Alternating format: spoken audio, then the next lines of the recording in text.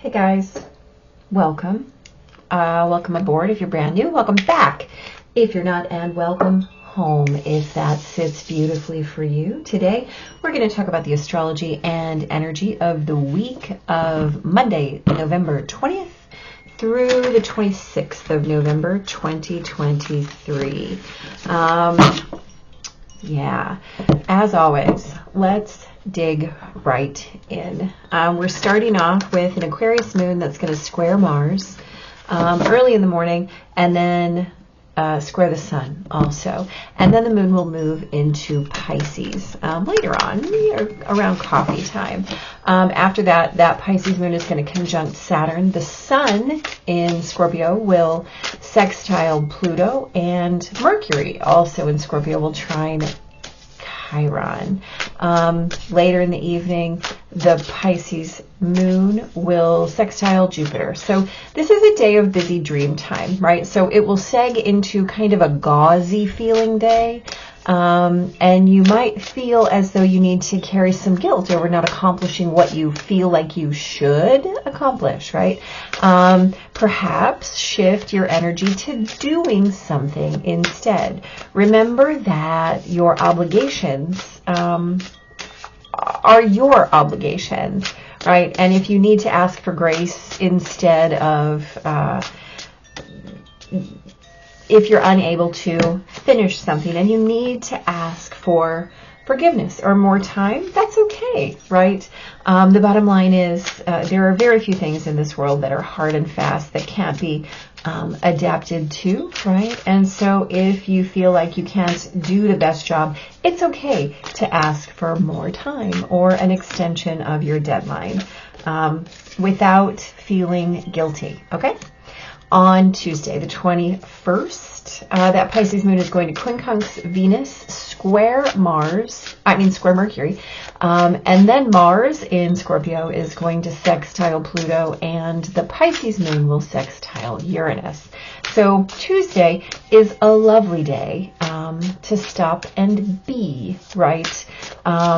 Be the hub of your wheel. Make sure that you're focused on you. You have a very good opportunity for garnering some new perspective. If you're able to kind of reel yourself back in, the day can offer some deep healing and compassion for the narrative that you used to tell, while simultaneously allowing you to create alignment within the story that you're choosing in the now, right? So the one that you're shifting toward, right, that new trajectory deserves all of your attention, while any past narrative just warrants your compassion, right? You look on those things with love, just like you look on the person that you used to be with love, the person who walked in that narrative with love, right? It's good stuff.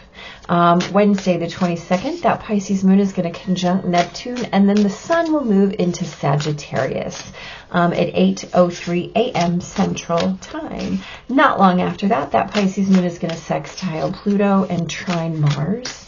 A little bit later in the day, Venus in Libra will oppose Chiron, and then the moon is going to blaze her way into Aries close to the end of the day, and then that moon will trine the sun, right? So it's a day of welcome to Sag season.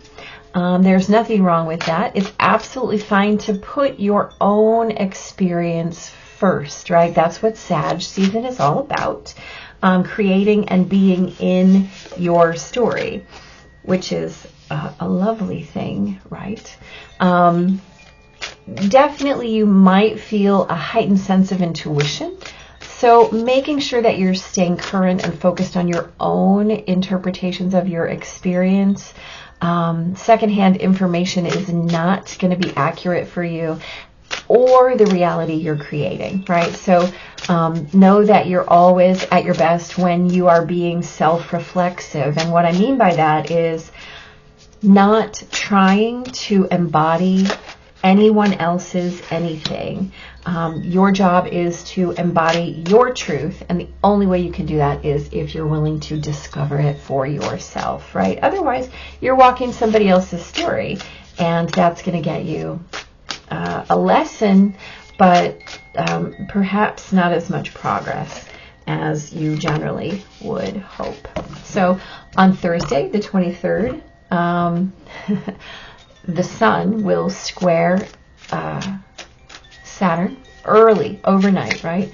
And then the Aries moon is going to conjunct Chiron, oppose Venus, and trine Mercury. So mind your gratitude today. It is a traditional day of giving thanks and being in gratitude. So again, the theme of the week is to remind you of your own story and your own creations. So balance your sense of self with any prescribed external notion of what is right or what is comfortable or what is aligned with someone else's idea of what is aligned or comfortable, right? So get right with your chosen expression and release any need to argue, right, or prove your point.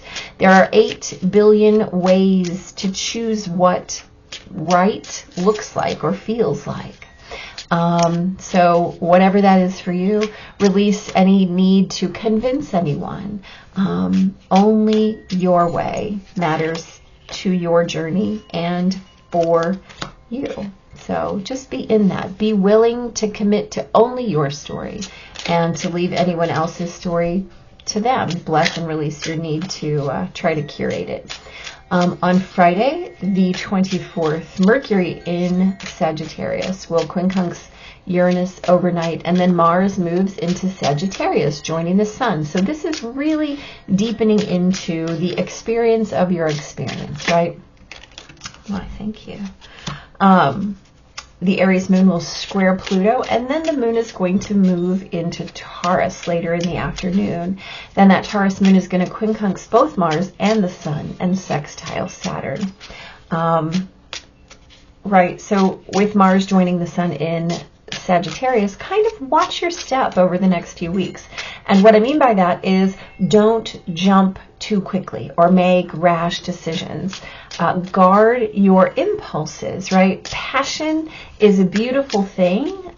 Temper that passion with your experience and your knowledge, and allow your movements to be infused by your wisest stories, right? Align to your highest and best, and allow your body to be in line with your experiences, and witness how then your body becomes a vessel to experience your highest and best in a new way. On Saturday, November 25th, the Taurus moon will conjunct Jupiter, and then Mars will square Saturn. So Saturday is a day for self-care. Here's the deal. You made it past this kind of initial holiday in the holiday season.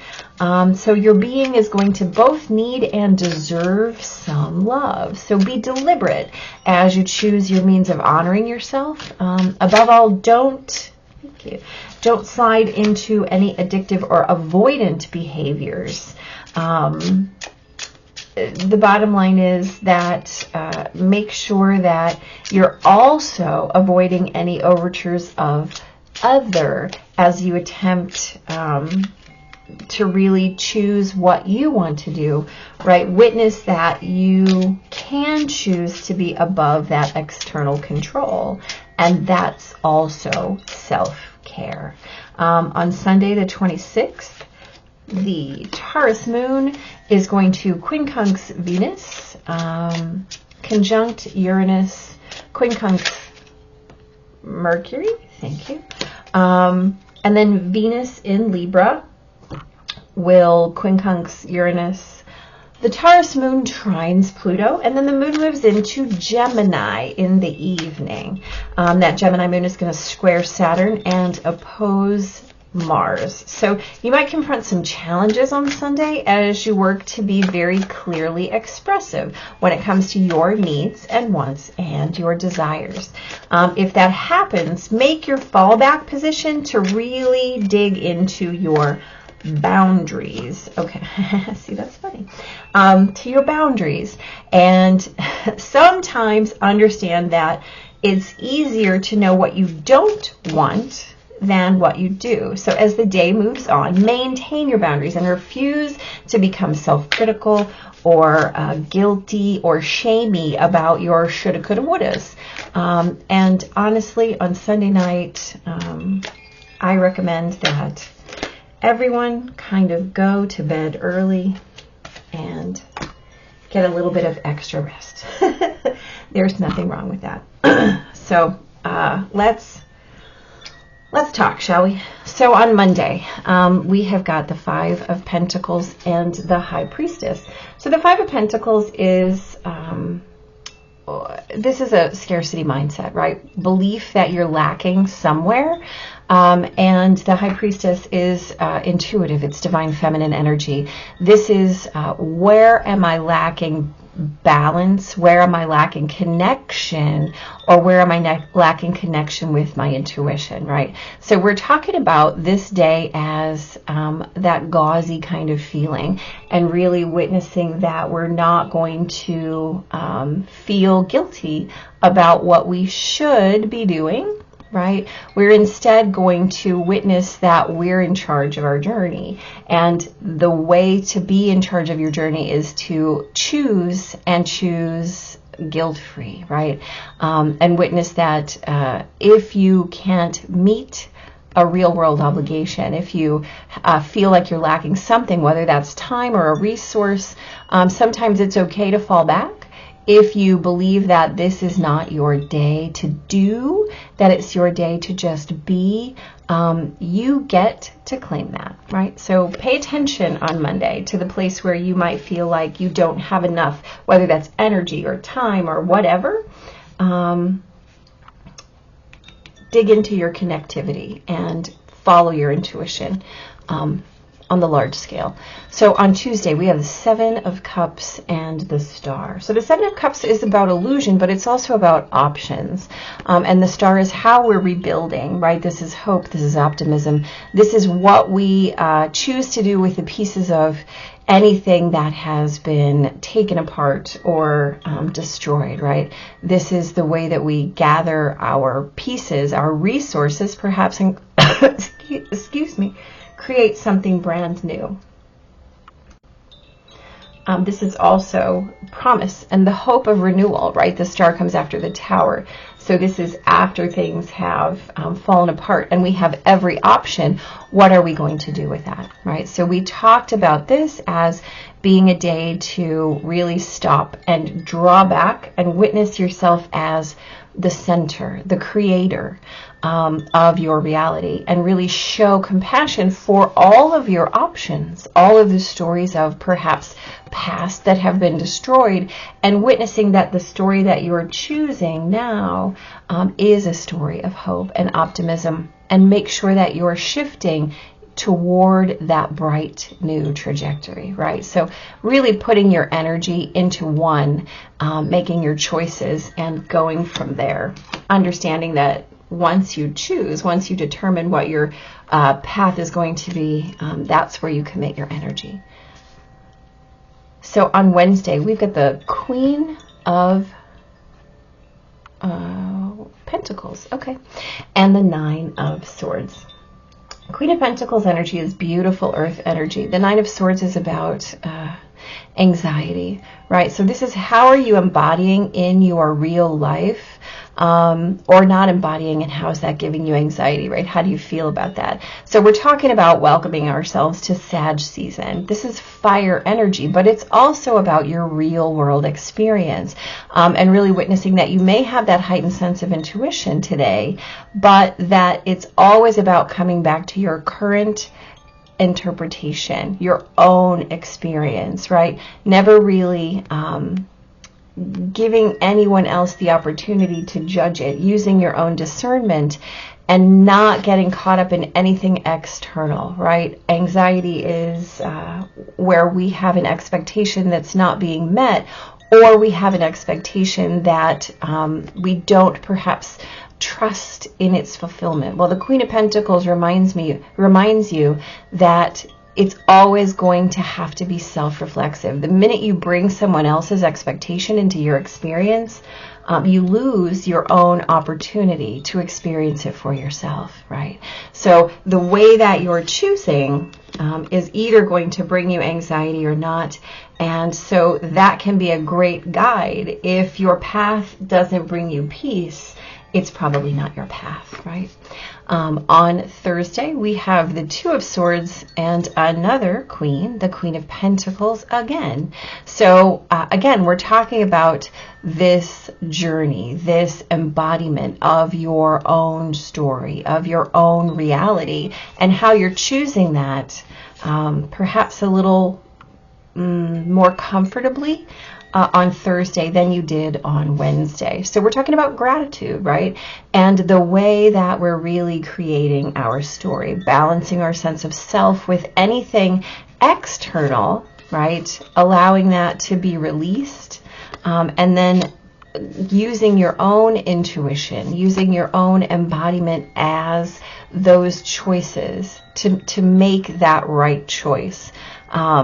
And getting right with your chosen expression without feeling the need to bring anyone else into your process or your experience, right?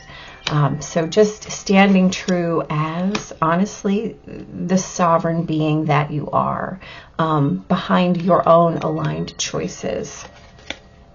On Friday, we've got the Five of Swords and the King of Wands. So this is about conflict and impulsive action.